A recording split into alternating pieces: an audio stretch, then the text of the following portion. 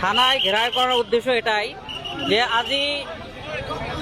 বড় দুঃখজনক কথা যে আজি বগরিবাড়ির এজন হিন্দু লড়াই আমার উপরলাক মানে আল্লাহর নামত এটা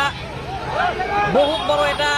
বদনাম করেছে আর আমার মুসলিম মানুহক কাটিব কাটি কাটি এটা এটা করে ফেলাই দিব এইটো এটা বহুত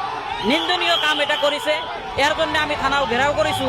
যে অফিসারক আমি দাবি জানাইছো যে 10 মিনিট বা 2 ঘন্টার ভিতরে যদি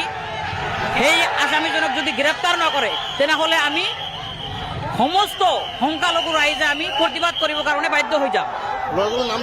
লড়াজনের নাম আমি শুনা মতে নারায়ণ পাল তার দেউতাকৰ নাম আৰু নিমন বুলি আমি শুনা পাইছো আৰু শুনা মতে নিমন তার দেউতাকৰ নাম নারায়ণ পাল বগরিবাড়ির লড়া হয় কালীবাড়ি মন্দিরের ওচৰতে তার ঘর।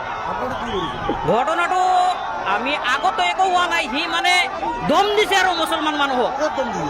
তাতে ফেচবুকত দম দিছে দি মানে ভিডিঅ' কৰি কেনে সি ভাইৰেল কৰিছে আৰু এইটো আমি অতি সোনকালে যদি এই বগরিবাড়ি আৰক্ষী